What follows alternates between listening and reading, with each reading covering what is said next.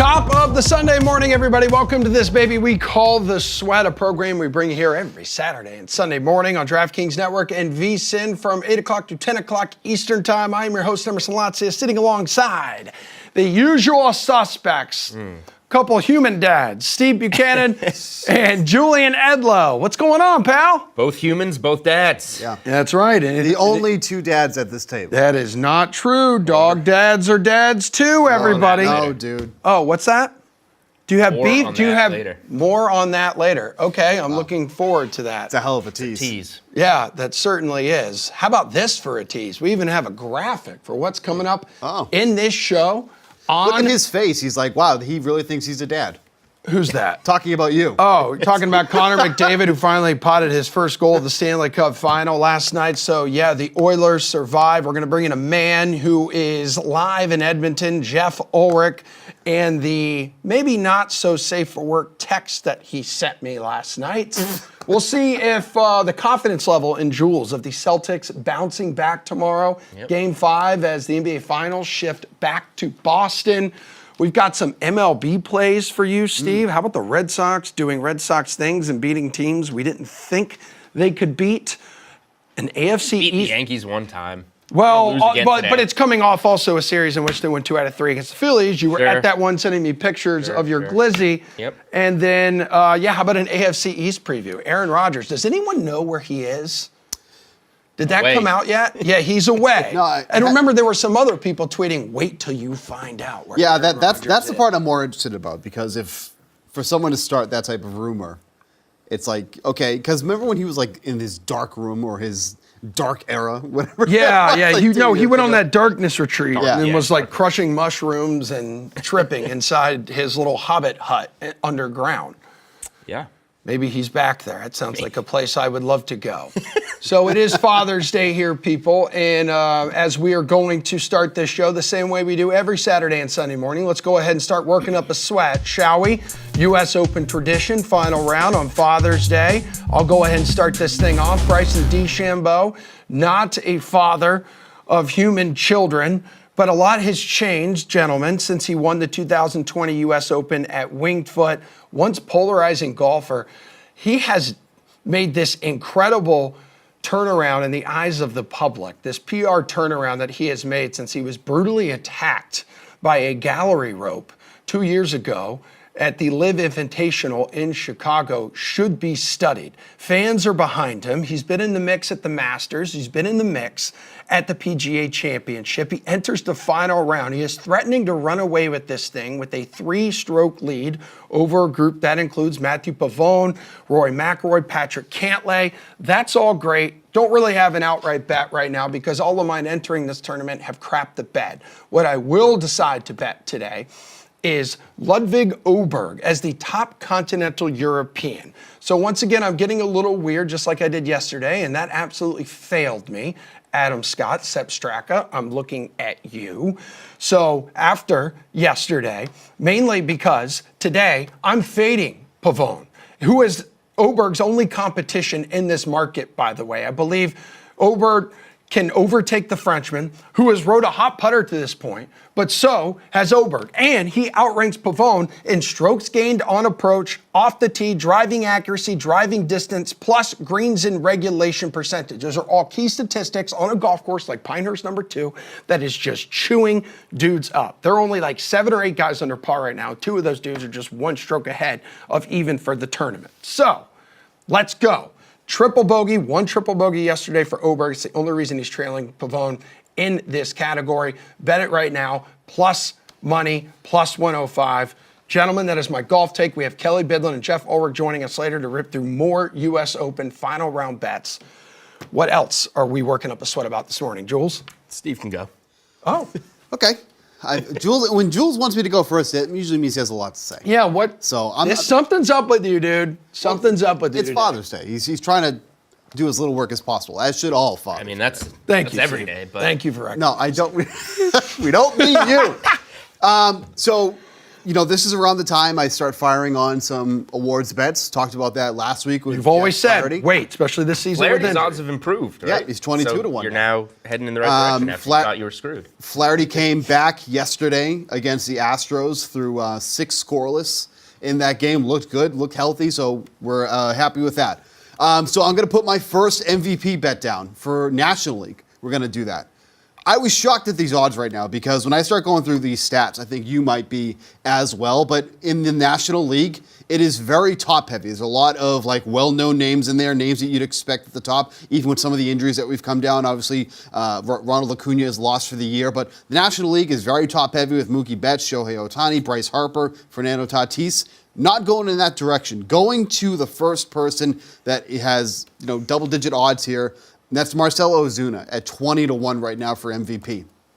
These are the categories that this man leads in right now in the National League. Home runs with 20, RBI with 62, National League batting average 327 amongst all qualified hitters. National League in slugging percentage, 622, and he's 4th in on-base percentage at 399. This dude is on pace right now for 48 home runs and 147 RBI with the Atlanta Braves. He is having a career year right now, so getting him at 20 to 1 feels a little bit absurd. Now, again, I know that the National League has a lot of good players right now with Betts, with Harper, with Ohtani, with Tatis, so there's a lot for him to overcome. But this is now 3 straight months that we've seen from Marcell Ozuna where he's just been consistently hitting. He's been the most productive hitter on that Braves club right now and obviously going to be on a team that should be in contention, even though they're really falling out of that NL East fast, but they're still very firmly entrenched in a wild card spot. But with the way Ozuna is hitting, this is obviously somebody who's had good numbers before with the Cardinals before he came to the Braves, but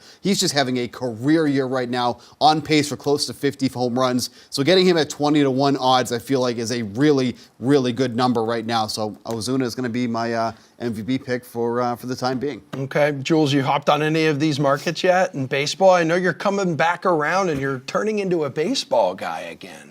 Well, we're getting to the time of year there's where nothing else on. Yeah, true. We're getting You're to the time of forced to year become a where if I baseball guy. want to keep gambling, I have to be a baseball guy. I don't think I have a single award bet in this year. Well, listen to Steve. Well, he's very much in with the Royals with me to win the division. Yeah, I have 3 futures. I have the Royals to win the division at a huge number.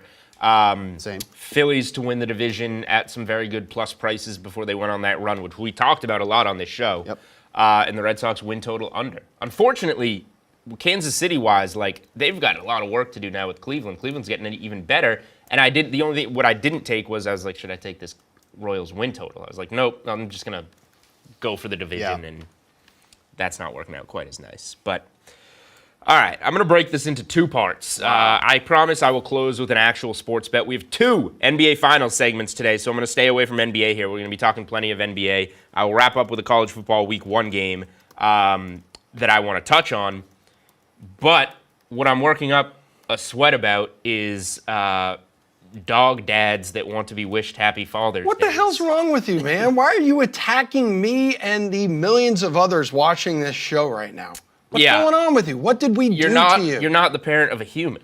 Well, that's maybe not my choice, and I have decided to just stick with dogs. I shouldn't be attacked for that. Well, it's my take, not yours. Here's the thing. When you come in, you ask to be wished a happy Father's Day, whereas Correct. many I other did not. pet owners just leave this alone. Yeah. You demand to be wished a happy Father's Day. I do not demand because you anything. care for I don't 2 demand dogs. anything, people. I came in, I said, hey, Jules, happy Father's Day. Steve, happy Father's Day. And I'm just Is like... there anything you'd like to say to me? Right. It's what you say. So... And you said what, Jules? Taking care of the dogs is great. But they don't wake up crying at 3 a.m. One of my kids has cracked her crate the last 2 nights, Jules, okay? And I get up like a dog dad, and I'm cleaning her off. I'm cleaning the bed. I'm cleaning her blanket, Jules. I'm doing the same things that you do with your 2-legged child. All right. We're not going to come to an agreement here, and we also have less than 2 minutes. I wanted to be known, I am the bet. Tom Brady of dog dads. I have a flawless work ethic, and I enjoy mouth kissing my kids. Okay. I wish we could go to break now, but we can't. So, week 1, college football, Labor Day weekend. I've been slowly reading my magazine, slowly going through the card. There's college football magazine. No, I know. Sports bettors know exactly what I'm talking about. Your head went to a No, I didn't. No, worse those are huge at airports. That's like the only time I've really read those. I get a long flight going by it. Absolutely. Okay. The only magazine I will ever buy is it is the best way to preview college football. There's no way you can pull up do everything you need to do on the internet. All these tabs. Keeping it in a magazine is clean. A team that we forget about is BC. 4.5 win total. I think they're going to get better. They have a really tough schedule. Oh. They got Bill O'Brien coming in. Thomas Castellanos, really good quarterback from last year, running and passing. He comes back. They upgraded all their weapons. Where do they play week 1? They have the Monday night Labor Day game at FSU, who lost some key pieces. They're still going to be good, but lost some key pieces. BC's getting more than 3 touchdowns in this game, 21.5. You may remember FSU came up to Chestnut Hill last year. Probably should have lost, but squeaked it out against BC. I think BC is going to be very much improved. They're not going to win this game, but this is their stage to show improvement. Monday night primetime game at FSU. Give me the Eagles plus 21.5. That's when I came around on this week. Speaking of showing improvement, we'll see how much the Celtics show tomorrow night in Game 5 as the NBA Finals. Shifting back to Boston, we'll look ahead to that and why we're looking at history of the Celtics on June 17th to bring the good green vibes.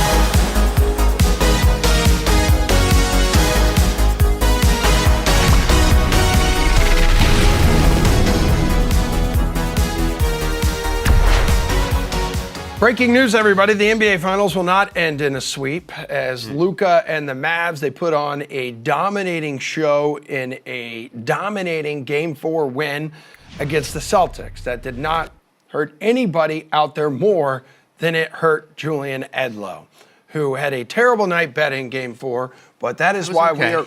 No, it was all right. Let me ask you this. What did Dallas finally do right in Game 4? I think it was more about what the Celtics couldn't do.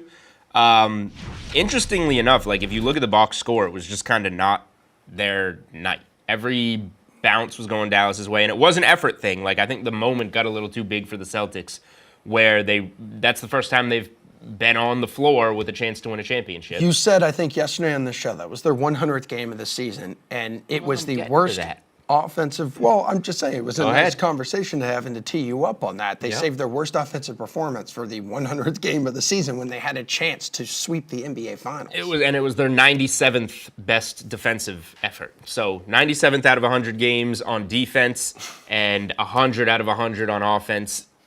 That's not going to win you a game in the NBA Finals. So they literally played their worst game of the season when they had their one chance to step on the floor and actually clinch a championship. So, again, I think some nerves were involved there. I think they'll look much better in Game 5, which we'll talk about later. But the Celtics couldn't buy a basket. Dallas got everybody involved to a degree where, like, you almost wonder how they won this game by so much. Here's a stat. The starters on both teams, so the 10 starters in the game, all went under their point prop. Not a single starter went over. I don't know when a game, I don't know how to even look up when that has happened, but that doesn't happen unless it's a game like this, a 50-point game in the third quarter type of game where everybody just gets benched.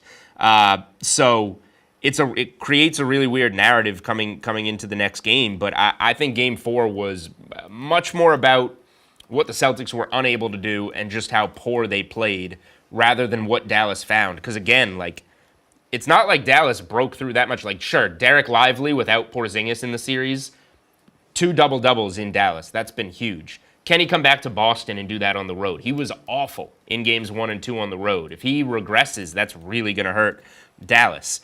Luka was 0 of 8 from downtown. He was bullying his way into the paint early in the game, got some calls, and that kind of, led to him having a decent game, not a great game in any way. So I'm struggling to find, other than all these role players kind of coming together and having a good game in the same game, I'm struggling to find why Dallas broke this open so much. It was really more about what the Celtics were unable to do in my mind. So are they going to come home and be unable to do those things with 2 days rest on their home floor? This is a team that bounces back from these situations really well. So I think that, I think they're going to look pretty good coming out. Okay, are we reading into the history here where last time they won the NBA Finals, so 2008 against the Lakers, it was on June 17th, and you've had 3 legends of the game, 3 Celtics legends who have passed away over the past 5 years or so. So this stat was sent to me by Jeff Pratt on our DK Network team here. He said, 6-17-24. Bill Russell wore number 6. Havlicek wore number 17. Sam Jones was number 24. So if you really want to read deep into it and read and look for signs from above, that could be something that interests you. Yeah, I'm not going to look for signs for above when I'm handicapping this basketball game, but it all ties in for a nice storyline. We like good storylines. Yeah. The 08 Celtics won on June 17th. It would be nice to win that on the 16th year anniversary to the day of the last title, both at home, both off of road losses. The 08 Celtics had a chance to win in a Game 5 in LA. The Lakers put up some resistance. They lost that game, came home, then it was a 40-point blowout for the Celtics. So, again, I think we see the Celtics potentially come out a little nervous to start that game with a chance to win it on their home floor. I expect it only to last a couple of minutes, and they get it together. The way how poor that offense played in Game 4, historically bad. I think that they're gonna get back into a rhythm on their home floor in game 1. And I'll say, like, all the stats are now skewed. Dallas is winning the series just in terms of straight up points. Yeah, it's like +3 or something now, just because of the massive Six blowout. more points. Yeah. Drew Holiday Yeah. was an NBA Finals best +35 entering game 4. He's now a -3 in the series because he was a -38 in game 4. All the stats, if you want to look at it for the series now, are skewed, and you just got to put back into perspective. There's a better chance, I think, that we see more of what we saw in the first 3 games than we saw in game 4. How much is KP's absence looming large here? He was held out of game 3. Mazzulla said he was available for game 4, but obviously decided to play against him. It's becoming more and more clear that they're deeply missing Kristaps Porzingis and his interior presence, is it not? I think it plays a role in Derek Lively's back-to-back double-doubles. Oh, for sure. Yeah, their role players are starting to play their roles now. Yeah, they show some of that. But I think Lively's gonna regress on the road. He was awful in the first 2 games, even without Porzingis. Kristaps Porzingis is a human victory cigar at this point. When Joe Mazzulla is saying that he's available in a very specific situation, that situation is, we'll let him touch the floor if we're gonna win. So, it puts Derek Lively in a better spot, but the Celtics should still be the far superior team and be able to get this done. And then with Doncic, though, with his defense, it was clear, and it seemed his laziness was exposed a little bit in game 3. His intensity, defensive intensity, was without a doubt a factor in my eyes in game 4. And I think it's also important to note, Jules, that Luka was able to rest the entire 4th quarter, meaning it's really unknown if he would have run out of gas in crunch time. So do you believe game 5 should provide a more insightful look there if Doncic is going to once again D up? Yeah, I mean, I think it's a fair criticism of him too. Game 4 was a perfect spot for him because he was getting so heavily criticized after the way game 3 ended. And he responded. It was his 3rd straight first quarter with 13 points. Okay. So I'll take us right into a prop here. Good. On the Dallas side, I will go Luka. When Joe Delaire from Action Network and I did the show yesterday, this was 8.5. Now it's 9.5. Luka first quarter points. You're getting the -115 on over 9.5. Luka to score double digits. This is when he's been getting his in these games. And to answer your question, yes, I think he would have run out of gas in that game because he's done it every game so far. So again, 3 straight games with 13-plus points in the first quarter, or exactly 13 points, I should say, for Luka Doncic in the first quarter. He's receiving those pain-killing injections before games tip off. He's going to be at his freshest when the game starts. And, given the way he's been burning out in these games, you want to target him early. He's going to be at his best early. He gets them going scoring, particularly, I know the last 2 are at home, but particularly on the road. Generally, a Jason Tatum prop, better on the road. You want your stars to carry you on the road. I think he has a good chance to get them going again in this game. So let's talk more about Tatum then. It's a little early look ahead to game 5. We mentioned it on the show yesterday. So Tatum finished that blowout loss in game 4, 15 points, 5 boards, 3 assists, 1 steal, 2 blocks, 3 turnovers, shot 4 of 10. Worst part, you pointed this out, -33 in the plus-minus box score. Yep. And according to multiple statistical websites here, he is now the only player in history to have a plus-minus of at least -30 in multiple NBA Finals games because he did it back in Game 2 of the 2022 Finals against the Warriors. You think he has a strong first quarter then tomorrow night? This is just one where if Kristaps Porzingis is out, you play Tatum's first quarter point prop. So then do you wait on this then right now until we see more of the status of KP? No, I'm pretty, again, this is I'm injecting my opinion here. Well, that's why we have you here. It is, but with injury news generally you want to wait. I'm of the belief that the Porzingis status isn't changing. He's going to be, again, I'm going to just keep using the term the human victory cigar for them. He's active for a very specific situation.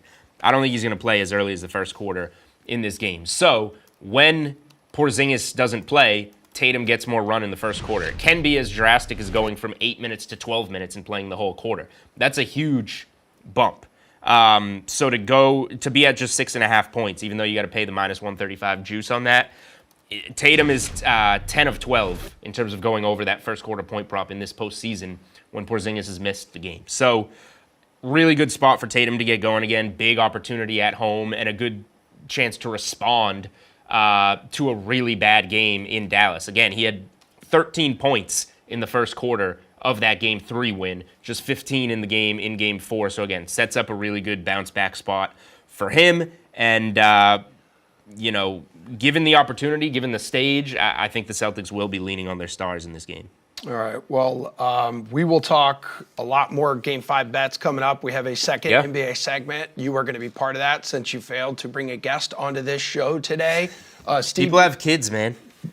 You're talking to a guy with 2 of them. I totally get it, Jules. Yeah. Steve Buchanan's going to return after this break here, folks. Going to share with us some of his best bets on today's MLB slate.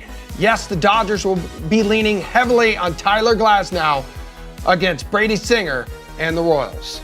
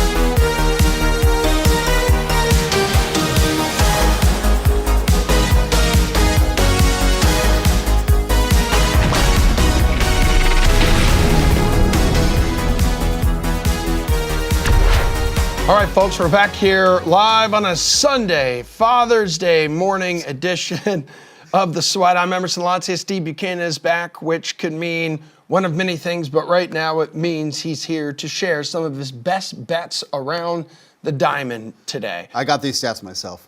You did? Yep. What? What does that mean? I just do Steve my is own upset. Steve is upset that I shared the interesting. That Not even really a fact that Jeff Pratt shared with me. That about, literally was the dumbest stat I've ever heard in my life. Well, it's just some people look No. to signs of the past to help for the future, and right now we're helping you, we need you to help us look to the future for today's betting card. Well, if people need to look at like the high heavens for stats, and go to an astrologist. Don't watch this show. Okay, that sounds good. Producer Samir says move on. All right, so start me off here. Looks like we're going to start over in the NL East with two powerhouses, the Nationals and the Marlins. Steve, so what tickles your fancy here, young man? You know, just real quick, can you imagine being like, hey, it's Father's Day. Let's go watch the Marlins Nationals. I will say, live in person. When I lived down in West Palm, I'd go to a lot of Marlins games because, hey, tickets were This is cheap. in Washington. Okay, well, I've been to Washington's ballpark as well. Both of them are great ballparks. They do have a nice ballpark. Yes, both of them do. So we're talking two terrible baseball teams that have great ballparks. This is in Washington. Talk to me. So I like the under 4.5 runs through the first 5 innings in this game. I mean, as you can imagine here. But we got two lefties taking the mounds against two teams that just cannot hit left-handed pitching. So probably going to go with an under on this one here. Miami has the worst WOBA in the league against lefties at 260. That is by far the lowest in the league. Washington has the third lowest WOBA in the league against lefties at 281. Both of these teams in the bottom 10 of the league in runs scored against lefties. So this is really just a big way of saying, we got Jesus Luzardo going for the Marlins. We got Mitchell Parker going for the Washington Nationals. I don't think it's going to be a lot of runs scored, especially in the first half of this game here. Mitchell Parker has already faced the Marlins once already this season. 1 run allowed in that game, pitched 5 innings against the Marlins in this one here. Minus 135 for the under in this one. I know it's a little bit juicy here, but like I mentioned, I just can't see a lot of offense coming across here with how much both teams are struggling against left-handed pitching. So give me the under 4.5 for the first 5 innings in this one. All right, let's head down the road about a mile or so from our Boston studios here. And this is the Sunday night game.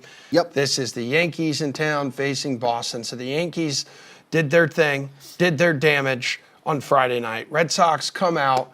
And they get hot yesterday. Yep. And we're once again, as we do on our Since 1901, a Boston baseball podcast, talking Red Sox baseball. They shock us. They beat the Yankees. They lose to terrible teams, and they somehow find themselves being competitive against good teams. And today you expect a lot of offense, it looks like. Yeah, and it was actually funny when I was looking at the primetime game, I assumed it was Yankees Red Sox, but Oakland Twins are doing a doubleheader, and it's at 7:40. And I said, there's no shot. That's the primetime game. I had to go back and make sure that wasn't. But yes, Yankees Red Sox are the primetime game here tonight. And I like the over. I think we're going to get a lot of offense in this one. You got Cutter Crawford going up against Marcus Stroman in this one. We've already had 2 high-scoring games with these two teams already. They scored 9 total runs on Friday, which would have been a push on this total. 12 runs last night, which obviously would have been an over. But when you look at Stroman and Crawford, these are 2 guys that either have been doing poorly or are due to do poorly here. But Crawford in particular has been getting absolutely dismantled over the past month or so. If you look at his last 6 starts, 5.79 ERA, 344 WOBA over 28 innings pitched.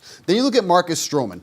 On the surface, looks like he's been great. He's got an ERA under 3. Everything looks hunky-dory. But when you look at his 2.82 ERA, it's actually accompanied by an expected ERA of almost 4.5. So we're talking about a 1.5 difference from his ERA and expected ERA. So that basically tells you that he's been getting bailed out. He's been getting pretty lucky. Maybe hits that haven't been falling that should be hits here. And with the way the Red Sox are hitting and the way their lineup is constructed, they got a lot of lefties in this lineup. That wasn't how it was supposed to be drawn up because of the amount of injuries that the Red Sox have endured, but they should probably have about 6 lefties in that lineup tonight. Stroman has been really putting up some bad numbers against lefties. 368 WOBA against him, 6 of the 10 home runs that he's allowed. Now, Stroman is someone who throws a lot of sinkers, so he gets a lot of ground balls, but against this lineup with so many lefties, I think maybe we're going to see some more fly balls in this one. So I think we're going to go over 9 runs in this one with the struggles of Crawford, with how Stroman should really be pitching in reality here. He's been, like I mentioned, he's been really getting lucky here. So give me over 9 runs between these two teams. Okay, and then it looks like you expect the Brewers to be doing some damage and swinging some good wood today. Why is that? Yeah, so the Brewers are home today, finishing up their series against the Reds and Frankie Montas. Really like this spot for the Brewers here.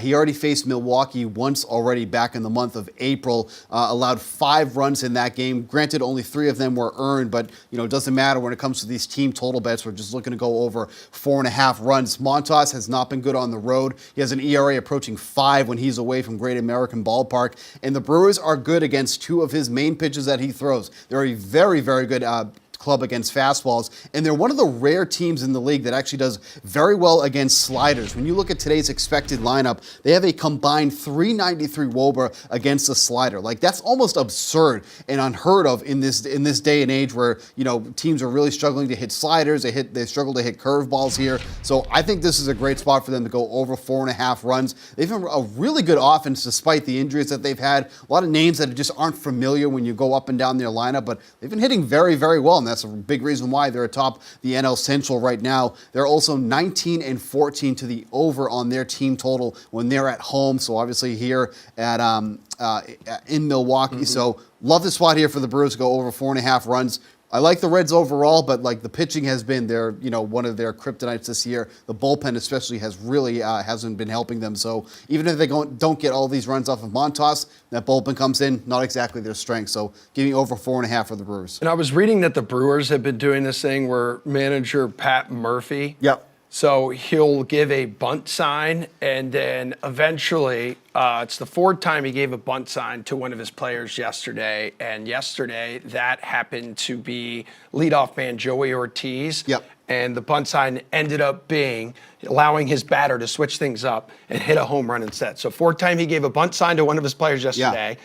And then fouls that off, and it ends up hitting a home run in the same at bat. Wow! So I think it's a little bit of crazy. I think it's a little bit of mind games that the Brewers are playing with their opponents, as guys obviously are looking for signs, and that's just part of the game. Just real quick too, Joey Ortiz was like one of the main pieces of that trade with Corbin Burns, and that trade has worked out for both teams very, very well. Joey Ortiz has been, I feel like that's not something that's talked about enough, but he's been a huge part of that Brewers offense. And then of course Corbin Burns, for as good as he's been for the Orioles, but that's been a really, really even trade for both teams right now. And speaking of that, it was just going back to the Red Sox real quick. You had Alex Cora saying yesterday, again, he thinks both teams won the Alex Verdugo trade, which just doesn't really seem true. Okay, so we teased Tyler Glasnow going to break. Why is he on your betting card today?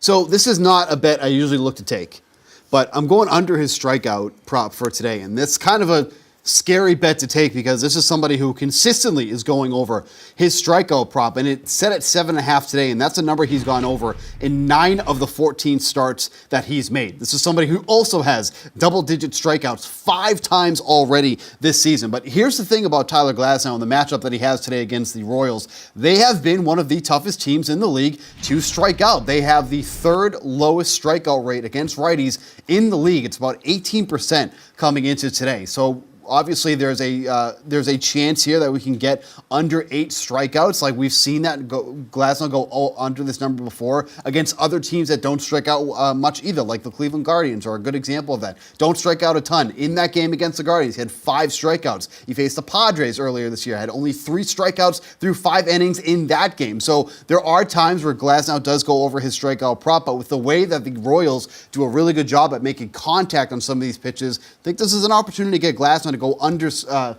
strikeouts. I think it's at even money if I'm not mistaken here for that prop there. It's going to be a nail biter. It's not going to be one that you're going to enjoy taking, but getting some even money here on Glasnow to go under his strikeout prop. I like that one here today. Let's go back to Fenway here real quick. Jarren Duran 2 for 5 with an RBI in that Red Sox win against the Yankees yesterday. But the story of his night came on the bases, Steve. So he scored 2 runs, the second of which came off an error he forced by being aggressive at third base, which there may be no one more aggressive on the base paths on the base paths in Major League Baseball this season than Jarren Duran. Jarren Duran, I would say Ellie De La Cruz is also someone that you would say there. He advances more than anybody else on balls that should be singles and then tries to stretch that into a double. But you're absolutely right here with Jarren Duran. I mentioned earlier Marcus Stroman really struggling against left-handed bats this season. Obviously, Jarren Duran's going to hit at the top of that lineup, 368 WOBA when lefties are going against Marcus Stroman. But Jarren Duran's gone over 1.5 bases, 34 of the 71 games that he's played. That's just under half of the games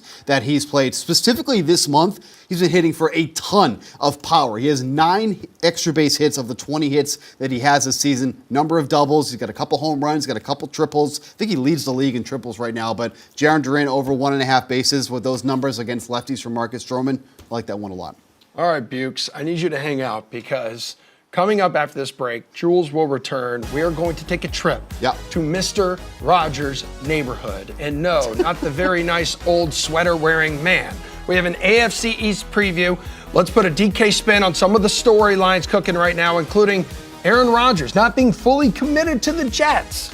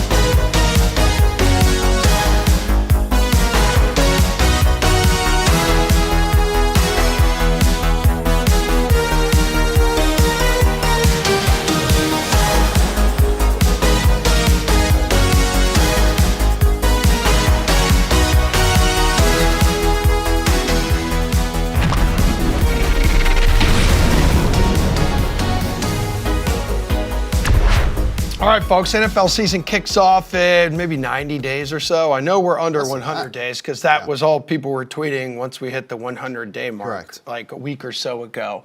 So right now, we're getting back to that thing you like and putting a spin move on some NFL storylines. Thank you for rolling the beautiful open NFL spin move, an AFC East edition.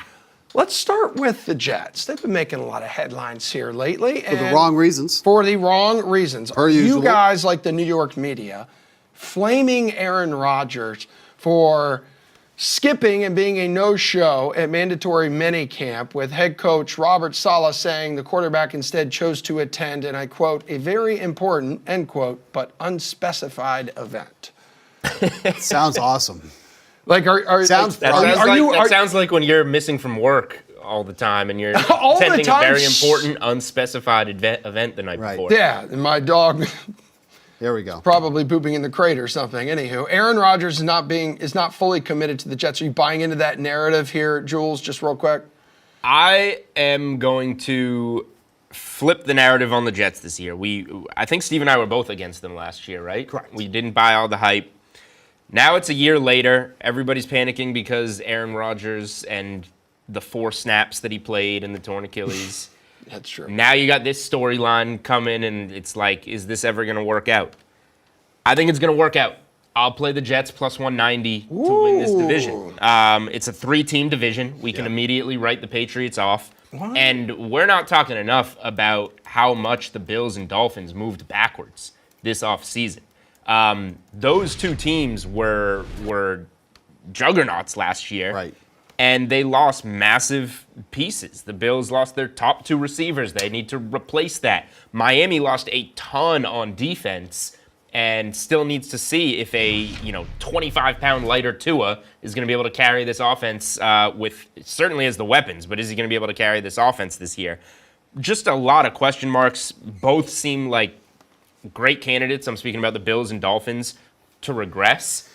And we're sleeping on a Jets team that has all the pieces, and if they can put those pieces together in a year that now, after everybody was on them, now everybody's against them, in the betting world, that's generally a time that you want to come around on that team. So I think the Jets are going to put it together this year. Would you be brave enough to bet the Jets to win the AFC East? Like, what doubts do you have? I mean, Julian brings up a lot of good points, but at the same time, like, he said something that you can say about almost none other division in the NFL.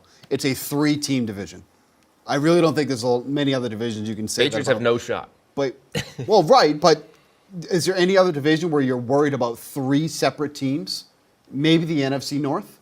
Other than this, like, you're saying, like, at least how the odds are set, there's a clear-cut winner for each division, where this one is just all clumped together with the Bills, with the Jets, and with the Dolphins. I mean, the Jets did what they needed to do in the offseason. They addressed their offensive line. That's something they really needed to improve upon. And to no fault their own, there's obviously a lot of injuries that took place, but they bring in John Simpson, they bring in Tyrone Smith, they traded for Morgan Moses. So they addressed that.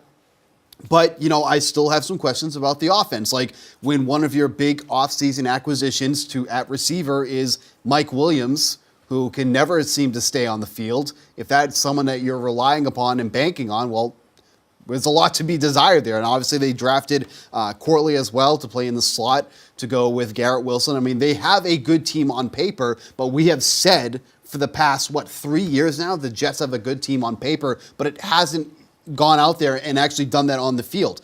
The only thing that really is going in their favor, too, is that when you look at all the odds, all the lines for all the weeks, because it's up on DraftKings Sportsbook, they're favored in 14 of those 17 games this season. And right out of the gates, too.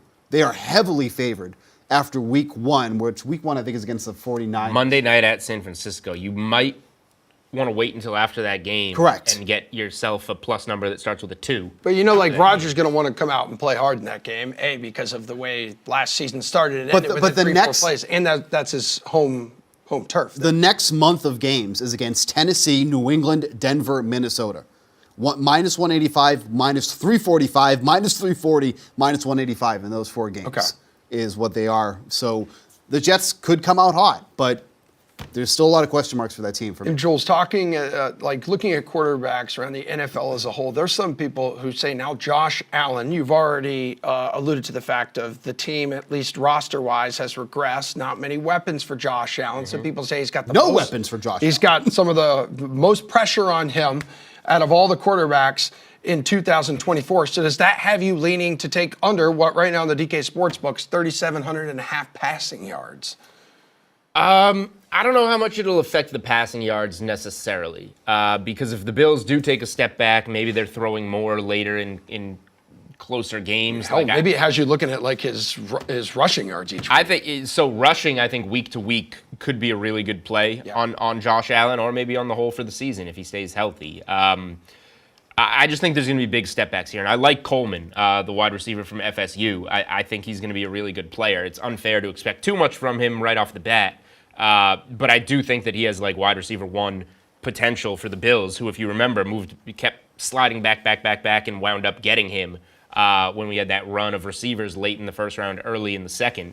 So I would guess that's their guy that they really like, and I think he'll go well with Josh Allen. But Josh Allen's been a controversial, quarterback in terms of how good is Josh Allen over the last couple years anyway. And now when you take away that level of talent, even if Josh Allen is as good as we think he is, it's hard to expect there not to be a drop-off here, particularly initially, before Coleman really is able to get involved as much and learn the ropes. So I'm not betting anything prop-wise on Josh Allen, but I think they should not be favored to win the division, and I think that there's a path for the under on the win total there.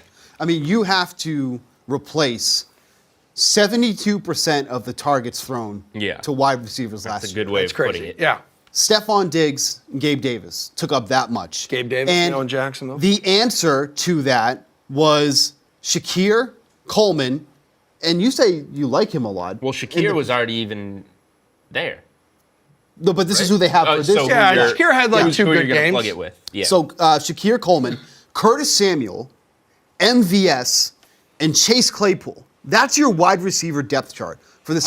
This is like a Patriots. A lot of those guys are guys that the narrative is just down on right now. Of course. They haven't been playing very well. Of course. And then there's another note, too, that after Joe Brady took over as the offensive coordinator, Josh Allen was averaging about 3.5 less pass attempts per game. So take into account all the talent he just lost. He's passing less under Joe Brady. And that's why this passing yard prop is at 3,700.5. Okay. It's a 600-yard drop-off from where he was last year.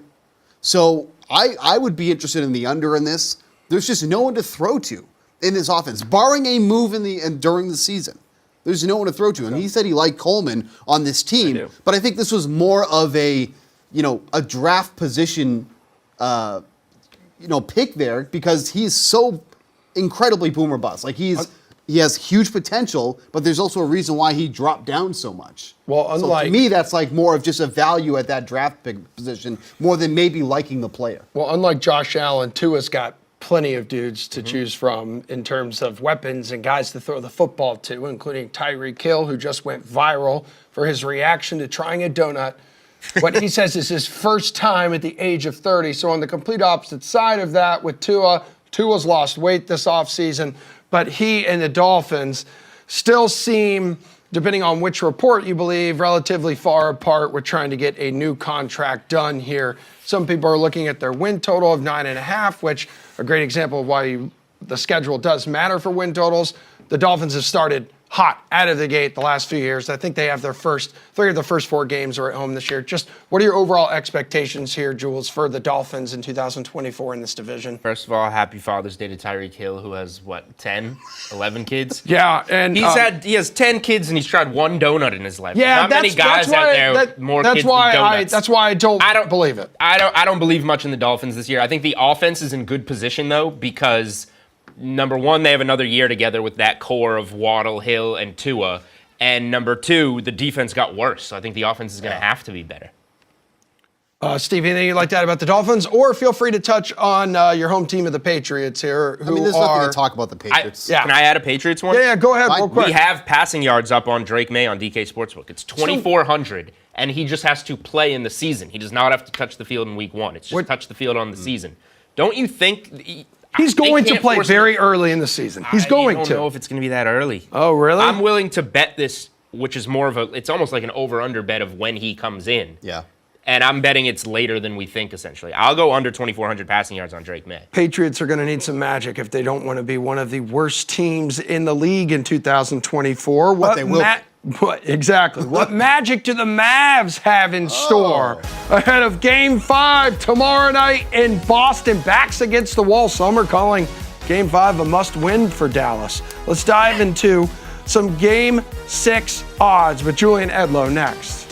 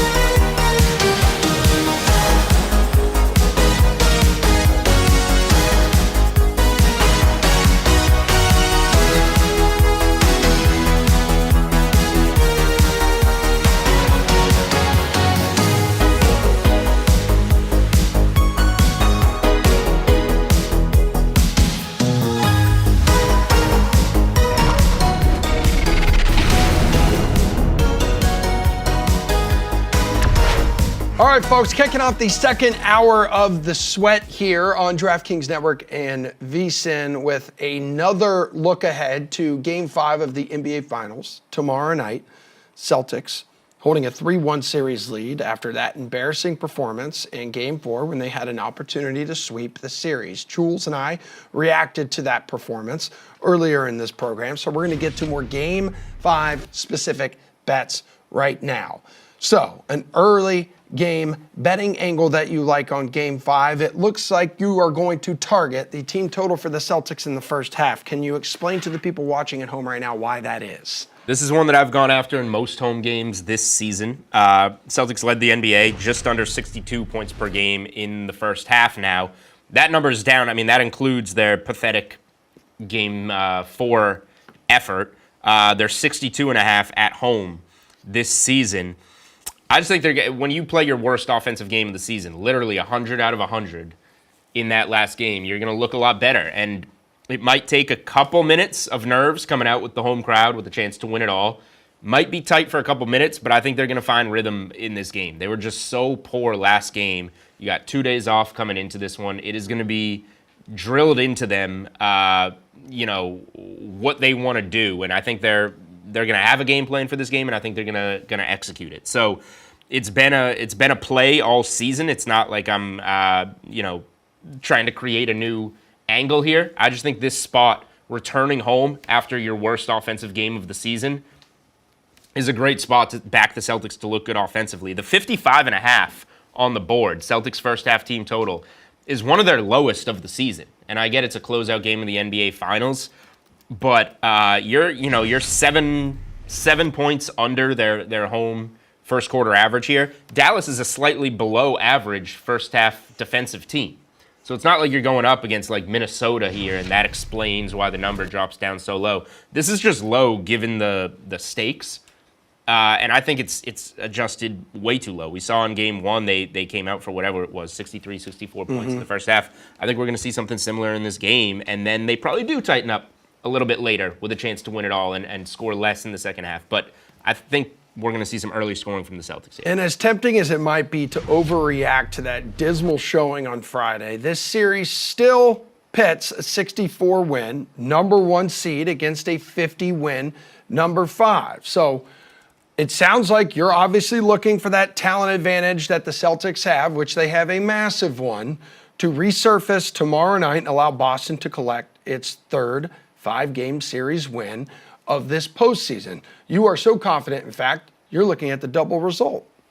I will look at the double result. Again, I'm going over 55.5 for the team total first half. I think that they're going to take a lead into the break here at home, and that gives you a minus 160 on the money line for the game if they're able to do that. So you're cutting that down a pretty good chunk. Double result is something that I've played often with this team at home in the postseason. I know it's tempting to get the plus price tag on first quarter and full game, but they haven't been quite as good in the first quarter. A lot of those leads have opened up in the second quarter, so I do specifically want it to lead first half and win the game with the Celtics. I'm showing my hand here. I think this is the closeout game for the Celtics, and we can talk a little bit about, what to do if they were to drop this game and things of that nature, but this team feels ready to break through, and when they're coming off of these blowout losses, they've been tremendous over the last couple of years, this season included. There's not many examples because they didn't get mopped like that many times, really at all like that in the regular season, but every example of them losing like that was really on the second night of like a road back-to-back with an overtime game involved somewhere along the lines. But they bounce back every time. The only game they lost by even close to a margin like this in the regular season, they bounced back and won by 30-plus in the next game. Now, it wasn't an NBA Finals game with the other team fighting for their lives, but I trust the Celtics bounce back here. I'm not going to lay the points and expect them to do it with too much margin because I do think they're going to tighten up with the nerves, just like we saw in Game 3. I do think down the stretch, this one could get a little clunky, but I think it's going to be good in the first half, and I trust them to hang on to that lead ultimately. Again, Celtics 6.5-point favorites right now in the DraftKings Sportsbook ahead of Game 5. You sound so confident In fact, with the Celtics game script, which parlays would you have an eye on right now then? So I Any think that parlays there's in there, any player props, anything like that right now? Yeah, I think that there's ways that you can attack this game if you do. Again, I'm not laying the points. I think it could be a tight game, but if there's also the game script here where it's a much larger game, and we drew the comparison earlier to the '08 Celtics, not apples for apples by any means, but unable to close out the Lakers on the road in the NBA Finals and then come home and win by, I think it landed 38, but it was 40, 50 point game throughout. It was a lot like the game that Dallas put up on Friday night, to be honest. But if you want to go with some game scripts here, like we just saw in a blowout on the Dallas side, all those bench guys getting points, your Tim Hardaway Jr.'s, your Sam Hausers, they were two of the leading scorers in the game. Not that it's going to be the exact same thing, but I think if you're going to play like some Celtics alternate spread, let's say you think they're going to get this done by double digits, you lay 10.5, put a Sam Hauser for 3+ threes or something into a same game parlay with that, you're getting yourself a really high number. So just depending on what side you like in the game, I think that there is some value in a game like this, a closeout game where we're going to see some nerves, and late in the game, if it is a wide margin like the last game was, I just think we're going to see some quirky results in the fourth quarter of this game. So I would play around with, and it goes the same way. I'm not, my opinion is the Celtics are the side. It goes the same way. If you like Dallas to upset in this game, I think going with some alternate spreads, playing some players that you wouldn't usually play on a player prop tied in there makes some sense. All right. Would you hit the panic button if the Celtics lose tomorrow night? And you're going back to Dallas where obviously the Mavs just showed that they could blow you out. No, only because I trust them to win Game 6. Game 6 is the type of game that this team wins. And I'll say this, Game 5, this game on Monday, is the type of game that the 2022 Celtics lose, that the 2023 Celtics lose. Big home favorites in a game that you can close out a series. They've never been in position to close out a championship, but close out a series. These are the type of games that this team has lost in the past. I think the 2024 Celtics win this game. I think they've made the strides to, Game 4 looked the way it looked, but you go back to all these crunch time games, the Celtics have been closing them out against Dallas and Indy, and that's all you can ask for. Beat the teams that are put in front of you when the game gets tight. So I think that this is kind of their test to see if they've grown from the team the last 2 years that's probably should have won it but has been unable to get over the hump. Now they have the chance to do that. I think this is where they prove that they've taken that step to becoming an elite championship caliber team that can win this type of game at home, even though they are so good on the road, and I trust them in that Game 6 if they have it in their back pocket going back to Dallas. I would bet the Celtics in a pick'em type of game, but this is really their prove-it moment that they've become the team that they need to be a champion.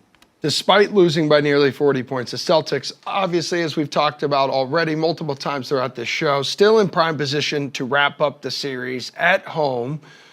And Jaylen Brown remains the heavy favorite to win Finals MVP. So is it his to lose, and what kind of outside shot does, say, a guy like Jason Tatum have at winning So it? Brown came down. Brown was minus 280 heading into Game 4 to win the Finals MVP. He's now minus 235. And DraftKings has been one of the places, if you want to bet Jaylen Brown, you want to do it on DraftKings, essentially. We've been lighter on him. When he was 280, he was as high as minus 350 at other shops. And you see here, like, unless Dallas completes the comeback, nobody else is really being given a shot. So it's a pick'em price between Brown and Tatum, and you got the plus 255 on Tatum. I think Brown has a good shot, but what I will say is Game 4 really opened the door for, if Tatum's the one to carry them across the finish line in that home game, it opens the door for him. And what you have here is, again, these are made-up markets. Like, what we are betting on here is almost fake. We're betting on the Finals MVP. It's not like there's a formula here to create it. It comes down to betting on the opinion of 9 people. There's 9 voters on this award. So we all have our opinions and on what this market should be, but it's not created off of, you know, the way that you book a game and like make a spread on a game or a total on a game. This is made up. So like right now, a handful of the voters could be closer to voting Tatum than Brown than we even think. So if Tatum's the guy that breaks through in this game, I do think +2. I'm not laying the 235 on Brown. I think +255 on a guy like Jason Tatum. Let's say he has, you know, 38 and 8, and Jaylen Brown only has 20 points or so, and they close them out. Those voters will also remember that Jaylen Brown. This is a human element. Those voters will also remember that Jaylen Brown got the East Finals MVP, and right or wrong, if they feel it's close, they may lean Jason Tatum this time, so that they each have a trophy, an MVP trophy along this championship run. So just factoring in that human element and remembering that we are betting on the votes of 9 specific individuals, it's a lot different than betting any other market. You excited to be at that game celebrating your wedding anniversary? I am excited. It definitely puts the wedding anniversary in the rear view, but we're gonna have a great time. We're gonna go out to dinner. The Celtics are saving you, buddy. No, I will find you in the North End. I will find you. All right, Liam. And if you have any leftovers, I will take care of them for you. By the way, I asked my wife, I said, hey, if our anniversary was on Game 5 night, would you want to go? She goes, hell no. Got plenty more you're emotional now. We've So done is them in the Jeff past. Ulrich. Jeff Ulrich is in Edmonton. What he texted me He would last take his night. wife And to the Connor game on their McDavid. anniversary. Shh. Connor McDavid coming to life.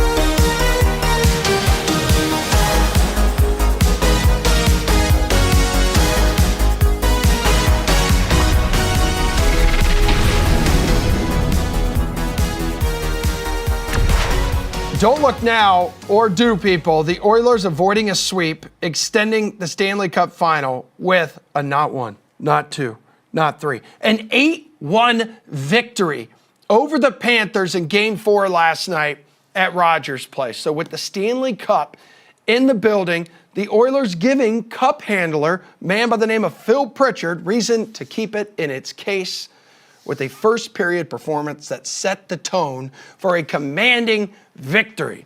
And there is nobody happier about that on the planet than a man who calls Edmonton home, one of our sticky puck gorgeous gurus, Jeff Ulrich.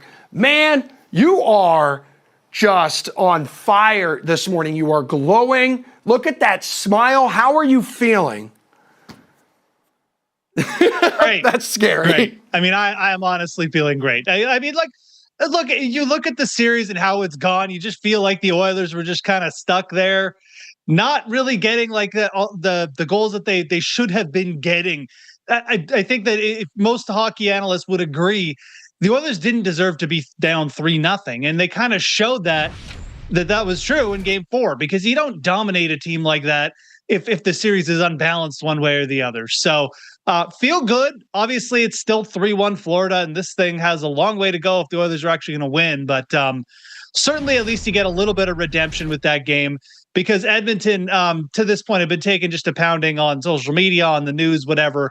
And I don't think it was quite as deserved as it was. So nice to at least get that little bit of a one-day redemption. So, Jeff, like, what was it exactly last night that allowed the Oilers to pick up their first win of the Cup final? I know it was a rough night for Officer Bob between the pipes for the Panthers.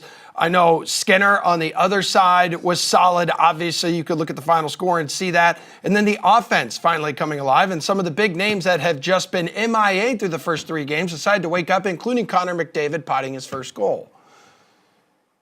Yeah, like, honestly, it wasn't like that much. I mean, the Oilers just got a couple breaks here and there, and then it just snowballed. And now all of a sudden, you're like, oh, yeah, Sergei Bobrovsky's 35 years old, by the way. And now people are starting to realize, like, yeah, I mean, like, this was a goalie who's very up and down throughout his career. I mean, he's had really he's had bad stretches over the last couple seasons. So, again, I think people just got so focused in on, like, the short-term picture. Oh, Florida's dominating them. Florida's deeper, and Bobrovsky is so much better. It's really not the case. Edmonton's carried the play at 5-on-5 for the majority of the series. They did it again, and the breaks just started to go their way. So I'm not suggesting like we're going to get like 3 more 7-1 finals, but certainly the Oilers, the breaks just started to flow their way a little bit more. We'll see if that carries over. It's one game do or dies now. So, I mean, all it takes is one more big game from Bobrovsky and this thing's over. But certainly the Oilers finally exposed some of the flaws on Florida. And with them being the younger team, the longer this series does go on, the more that advantage is going to go to Edmonton. So interesting situation we're in. Certainly, if this thing goes past Game 5, it's going to get real interesting. Yeah. Because like I said, the longer this goes, the more you got to lean towards the younger team. So, and Oilers coach Chris Knobloch making a subtle comment very early Saturday morning here on the East Coast that he was looking forward to the next 10 days, Jeff. So 10 days, by the way, would take the NHL playoffs through Game 7. I wake up this morning, Jeff, okay, and you finally text me back. And the text I receive is Oilers in 7, and then a word I cannot repeat on the air here, Jeff. And listen, Knobloch made some incredible adjustments here. It sounds like you not only expect this thing to go 7 here, my friend, but you expect Edmonton to win in 7. But real talk, Jeff, the floodgates do feel like they are open right now for the Oilers entering Game 5. And as we saw yesterday, when Florida is bad, Jeff, Florida is really bad. And the thing about the Panthers, again, I mean, like they've been the best team in the playoffs, absolutely. To this point, they've been really solid. But let's not romanticize them either. They had to squeak by the Rangers with a bunch of 1-goal games. They certainly had their points at the regular season where their offense wasn't that great, Bobrovsky wasn't that great, and they went through bad patches. It's the Oilers. were a team who were like 2-9-1 after their first 12 games. This team can absolutely go on runs. If you were ever picking a team right now in the NHL, like I need 3 straight wins, you're going to pick the Oilers. They had 8 straight wins to get themselves out of the hole. They went on a ton of streaks like that during the regular season just to get themselves back in the playoffs. I mean, this could absolutely happen. And I think like you have to obviously temper expectations, but also think, again, if the Oilers win game 5, I mean, they're coming back to Edmonton. This city's going to absolutely combust if we get to game 6. It's really hard to picture the Oilers not taking down a game 6, which leaves the Panthers like really kind of in a do or die situation, almost feels like, for game 5. So, I really think the Oilers are live here. I mean, I'm just being trying to be, put my biases aside. It's hard to say that they're not, just with the makeup of these two teams, but long way to go. Certainly, taking a team to win 3 games in a row isn't necessarily a bet you have to make or anything like that. I think that the more prudent thing and approach is probably, just taking it one game at a time, looking for edges here and there. I think that the Oilers as underdogs right now still make a lot of sense. Everyone's going to be hot on them coming off the game 4 blowout, but certainly there's ways to attack in game as well with props and stuff like that. All right. So yes, right now, if you believe the Oilers can do the unthinkable, you can get them for plus 700 to win this series, which they have to rip off 3 more wins in a row, Jeff. But you said you could get an edge right now. Help us get an edge then ahead of game 5, and any bets you like right now early on. Yeah, look, I mean, Oilers money line plus 114. I mean, the Panthers are, minus 135 at home. So shocking. I mean, they're a little bit, longer in odds. The Panthers are, coming off the blow loss. It's not uncommon to see that happen, obviously. I think that if I was betting a game line, I would probably look towards the under. Again, the Oilers have actually been over machines when they're in Edmonton, but it's been a different story on the road. They played a little bit tighter.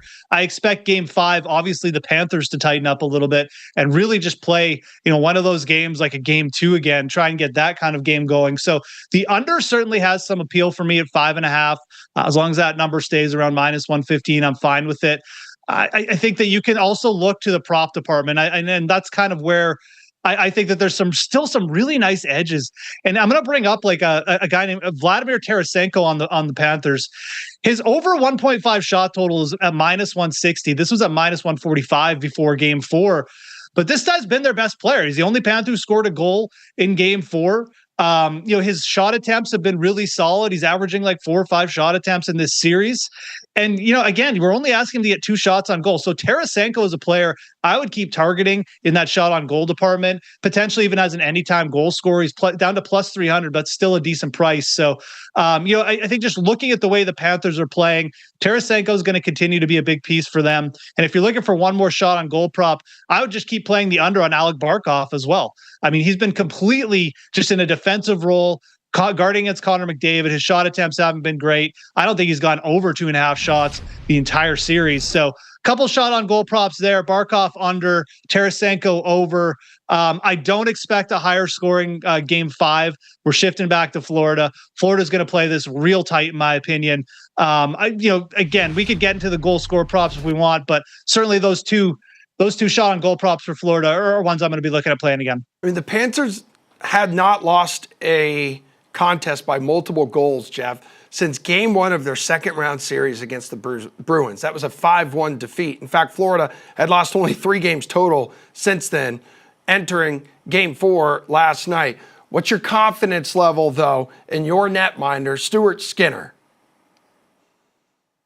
Again, I think that the gap in goaltending is just overblown. I mean, Skinner is a guy I think Bobrovsky and Skinner are actually very similar.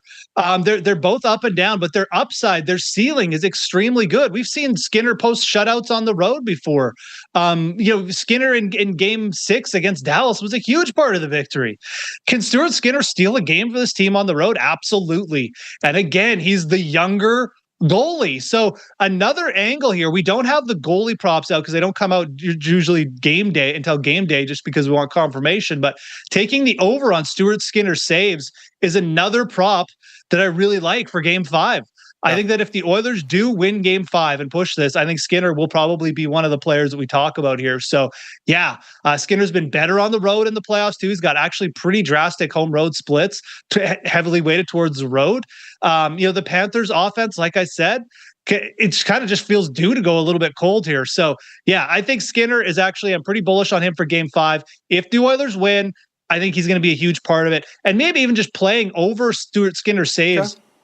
Is potentially a better way to play for an Oilers win anyways. So guy I'd keep an eye on, as we go into Game 5 here. But I think Skinner's going to come out and play a real good game. And again, if the Oilers get there, he'll be the story. Hey, buddy, you can get him right now, plus 40,000 on the DK Sportsbook for Conn Smythe, all right? Hey. Well, no, that's going to Connor McDavid. That's going to Connor McDavid. I need you to hang out. We're going to bring in Kelly Bidlin. I want to rip through some odds for this final round, ahead of the final round here, and the stars and studs teeing off at the U.S. Open, Big Daddy.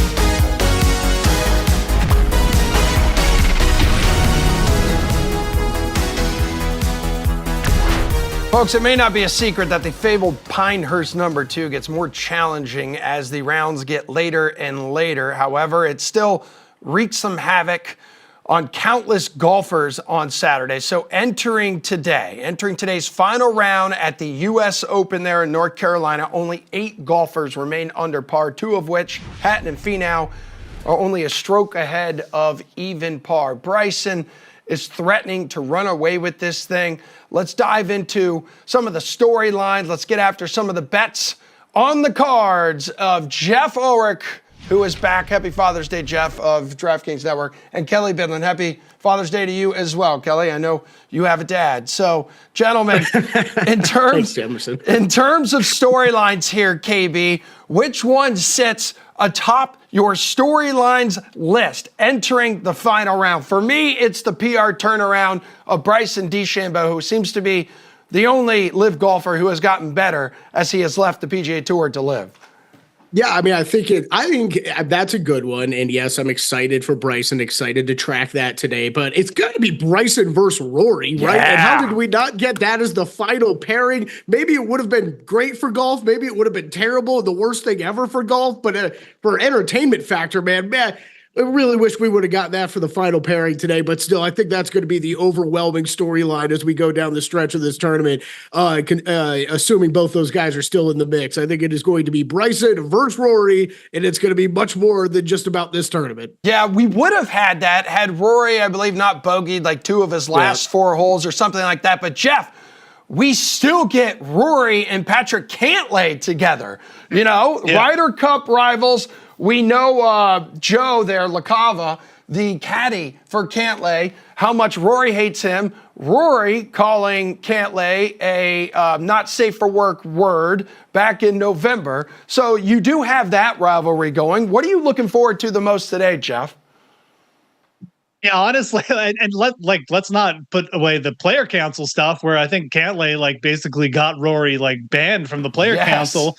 So somehow Rory McIlroy losing a power struggle to Patrick Cantlay, it just seems absolutely absurd. But I don't really think that pairing is good for either player. If I'm being dead honest, there's just too much focus on each other. I will say this, it is this tournament, this course is going to could potentially create a lot of variance, a lot of ups and downs in the scoring. I would not forget about Matthew Pavon, who has already shown us he's got a lot of metal, man. Has won at Torrey Pines, going to go off in the final group, which I think is good for him because it's going to be basically just hole for hole versus Bryson. I'm not suggesting he's necessarily my pick to win today, but I'm just saying don't forget about him because I don't really like that pairing with Rory and Patrick Cantlay. Pavon could just be sitting there, and if Bryson slips, you never know. So really interesting final day. We're due for a real good final round, an exciting one. So maybe we'll get something going. Hideki down there, Oberg obviously still at -2. Those guys, we know Hideki can go low anywhere. So interesting setup for the final day for sure. By the way, I pushed at the top of the show. I'm taking Oberg over Pavon for the top continental European. Both actually have +105 odds there, Jeff. Kelly Bidlin, I need to ask you, with Bryson DeChambeau here, is there anything that tells you he is not going to win this thing and run away with it? He seems to be just on an absolute another level today. Yeah, I mean, I think if we were, as Jeff kind of hinted towards, if we were at a different course, I think I would say, man, I feel pretty safe with this 3-shot lead. But at this course, we know some things can change rapidly. And yeah, all it takes is one bad hole here early, and this becomes a brand new tournament all over again. So I really like the way he's playing right now. I'm a little upset with myself. I talked about looking at him before the tournament, didn't end up betting him then. Talked about betting him after round 1, didn't bet him then. Finally ended up betting him after round 2, but I got a sweet 5-1 ticket on him that I'm rolling into Sunday with. I would love to feel like it was safe, Emerson, but I do not at all. I do think this is it could just take take one bad hole and we've got everybody back in the mix here. And maybe even Hideki Matsuyama, as Jeff said. That would be really nice to get him up there. Yeah. I saw that that's what you were pushing a little bit on VSiN. I know yesterday you were a little high on Bryson. Hey, I also wouldn't hit it if Hideki decided to maybe win today. That would be kind of cool for my bank account. Cool. Yeah. Jeff, you retweeted a Justin Ray tweet yesterday that crossed my timeline. All-time players who lead the U.S. Open by 3 or more entering the final round are 22 for 34, so 65% of the time here, they're winning this thing. Who was the biggest threat to Bryson? I know that you were talking about what this would mean for Rory McIlroy and his legacy by winning today, which, by the way, when he won the U.S. Open in 2011, the high amateur that year was Patrick Cantlay. Well, there you go. No, I mean, look, I still think Bryson probably closes us out. I mean, I'm basically in the same situation as Kelly. We talked on the show yesterday. He was my pick. I took him at, whatever, plus 435 or what it is. It's nice. It's still a decent number. And I mean, obviously, again, it's looking really good today. But, I think if you're looking further back, yeah, like Hideki and Oberg. I mean, if I'm picking a guy to go low, it would be Hideki too. But realistically, I think that if anyone gets Bryson today, it's probably going to be Rory. I mean, even though I don't love the pairing, Rory is also professional enough just to not care that he's playing with Patrick Cantlay. So he'll just put that out of his mind. I just think it's a really tough spot to make up ground.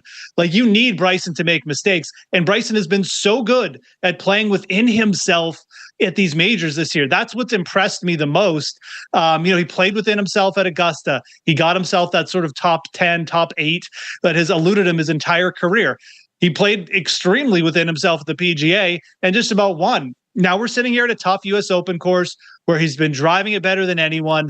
The irons have been good. He's figured out the speed of the greens. Like, he is going to need a couple big mistakes or just the nerves to get absolutely the best of him to not win this. So, yeah, it's a tough spot. If I'm betting today, I'm probably honestly going to stay and I don't have a piece of this, or I'm trying to pick from someone way back. I'm not going to invest too much. Like I said, Pavon would be a nice flyer, but I would probably just rather bet him top 5 or something, or just look to a completely different market. Hey, Kelly, any other betting markets stand out to you today, and maybe something that you are going to decide to attack on the DK Sportsbook here? Yeah, there was, and I agree with Jeff. I think that if anybody who is going to come back and win this thing, it's definitely Rory. Yeah. I just at a little over 3-1. It's not a very attractive number, being 3 shots off. Completely agree. I think he'd be the guy that would do it though. Look, I think Xander a top 10 bet is still pretty good. I mean, that's one I've already got rolling into this tournament.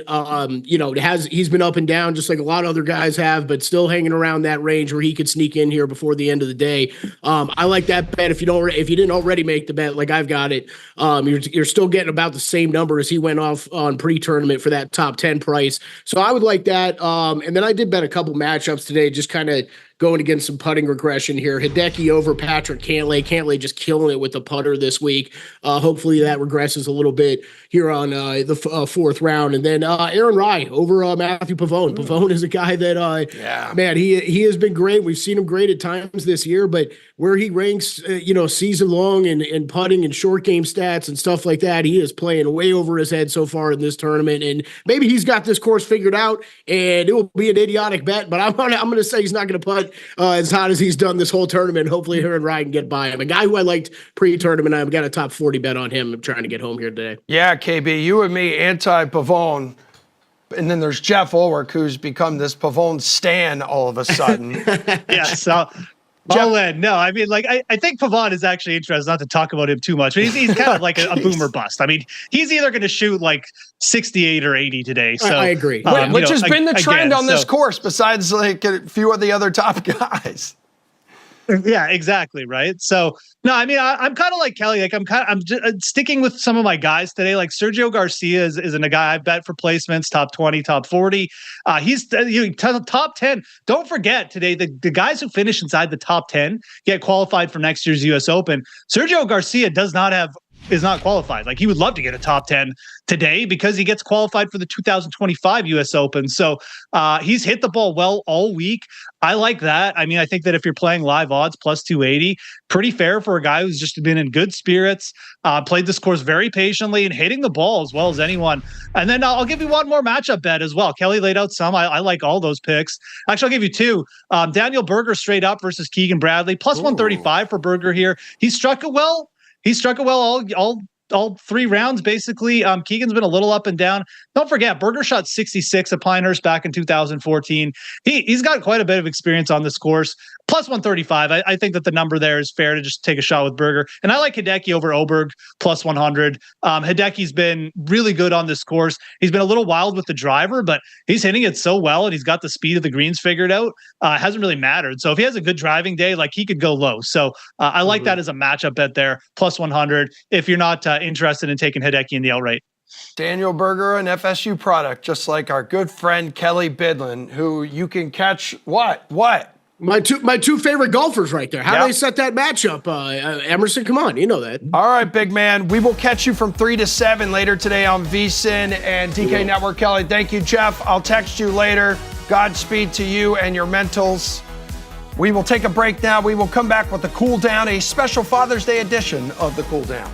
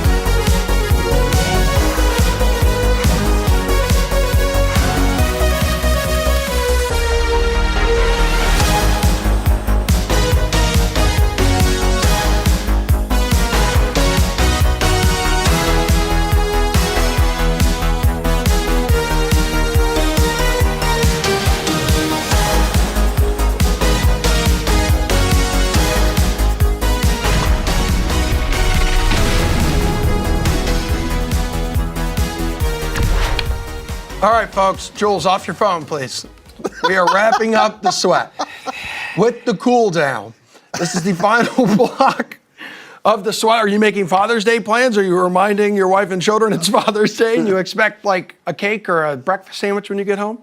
I was just looking to solve a hotel issue for tomorrow night. For It's very. my anniversary and Game 5. So, Good news is the reservation that I can't find did come off my credit card. Okay, so you should I'm be in good fine. shape. Yeah. oh wow. Well, if you guys need a place to stay, you guys can crash at my place. Just, I'm relatively close to the garden and I have a Yep. couch with your name Yeah, written man. all over it. And you can meet my children. Yeah, I just want My to. two four-legged daughters. We've tackled a lot in this show, guys. And just to remind some of the folks who are waking up a little late, feel for free you. to go back on YouTube. We got a video, a live stream right now on Twitter. You can go back on that. A lot of Celtics pride. We had not one, but two segments with Julian pushing the Celtics to close out tomorrow night, Game 5 of the NBA Finals. We hammered Aaron Rodgers and the Jets a little bit, not as much as you guys hammering the Patriots, though. Edmonton striking oil, taking some momentum with them back down to Florida for Tuesday night's Game 5 of the Stanley Cup Final. And also, fresh off a break in which we discussed some U.S. Open drama, some big names atop this leaderboard. Jeff Ulrich and Kelly Bidlin expecting today to be absolutely electric at Pinehurst number 2, which continues to chew up the world's best golfers. I just want to say real quick. Go ahead, big man. Just because we were kind of at the end of that segment, so I didn't really get to touch upon that too much. But I'm totally with Julian on that Drake May passing yards under. See what I've discovered? I think no, because that definitely wasn't up for a while. No, it's new. It is new. But hey, question though. Like, let's just say this is all stuff that Coach Mayo is saying to the media that, he still has a lot to learn. He may not play early in the season. Well, but that's exactly why. I know, but maybe it's just like a message he's sending to Drake May through the media. So, hey, let me ask you this. If you are a firm believer out there and believe he starts early, though, Jules, wouldn't taking over that number make more sense? Why is he going to start early? Right, there is no. I'm going to focus on that part. Like, you can make the argument. Okay, so maybe Apparently, Brissett- he's looked maybe Brissett exceptional gets hurt. in camp. Some of the recent Maybe mini camp Brissett workouts. gets hurt, and they go to him over. Okay, and injuries happen. What's his face? Zappy. Oh, Zappy. Who may not make the team if Joe Milton Yeah. makes the team. So, like, injury, I guess, but, like, why would you go to Drake May early when your team is in this situation of having such a lack of protection and weapons? And I think the lesson was learned with Mac Jones. Okay. He comes in. They didn't really give him time to develop. He kind of just Yeah, threw him had in a the decent fire. rookie year, He too. did have a decent rookie year, but like it just completely fell off after that. This is the highest draft pick they've had in what was it? How long was it? Since Bledsoe, right? No, Yeah. you make a good point in terms of weapons and stuff like that. and There's just been You can't ruin this one. You just ruined one. Right. I you think just ruined one. I think he's been taking more offensive stats with the first team though than Jacoby Brissett. But this is also camp. Maybe you get in there They and said just see he's what starting. he can do. Can we? Is the market still open? It's probably not on DraftKings. Who will start Week 1? Patriots. I don't think that's up And anymore. I dare So us to bring it back. They told us who's starting. yeah. yeah, it's Brissett, at least at one point, going off a DK article back on May 29th, Jules, Brissett had minus that very quick. 300 odds. And then But it came down, and then yeah, went off and the then board when May- they said, "Oh, it's Brissett." May had plus 225. So about 30% implied. Like I that don't he's think gonna you start. bring in Brissett without the intention of starting him, because like you already had Zappy, you have Milton. Like I think you bring in Brissett with the sole purpose that this is going to be like our Week 1 starter. He will be your starter for the first couple weeks until we feel Drake May is ready. Because it's not like you're coming into the season with high expectations, right? No, you're also it's true. Like what you guys saying are not wrong. I'm just playing devil's advocate of if he decides to I get in there. appreciate your devil. Well, then, I mean that's what I do. But so my long point here was, especially with those passing yard props, and Julie and I both had a lot of success with this last year, is targeting unders on these players who A, maybe not be starting, or B, are prone to injuries, or maybe not even finish the season.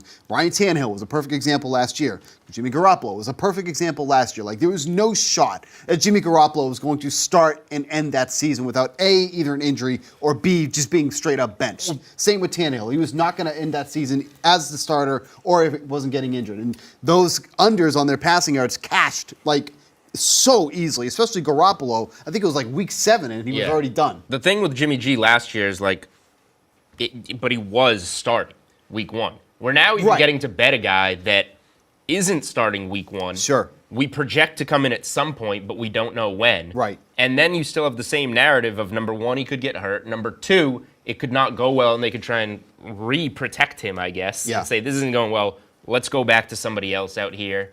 Or go back to Brissett or go to somebody else so that we don't put him through this. I just think there's a lot of ways you could win where it's like Drake May comes in week 6 or 7 or whatever. Yep. Has 1,000 yards, and then they're like, maybe not. Or he comes in then and just doesn't get to Jules, how soon, what does your gut tell you with how soon we could potentially see, mate? Let's say Brissett does not get hurt, but he just goes in there and sucks, and it may not be his fault because weapons, again, aren't fantastic.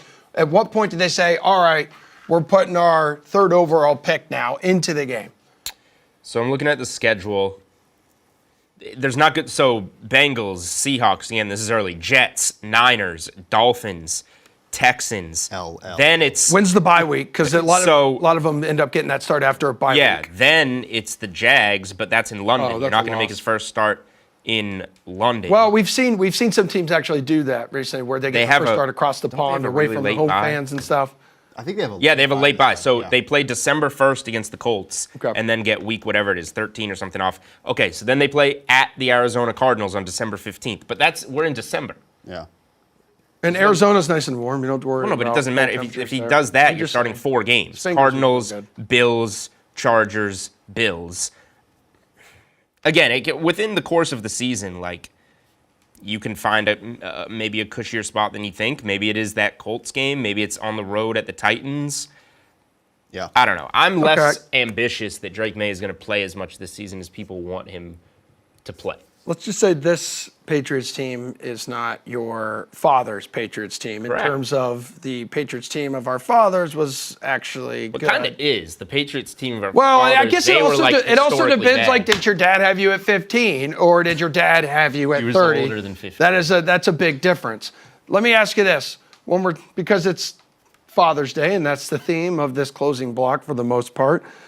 Who's your daddy? Who's the guy who tends to let you down or just stab you in the back every time you bet him or a team?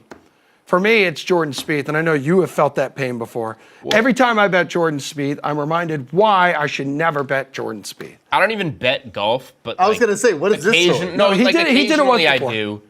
Occasionally I do.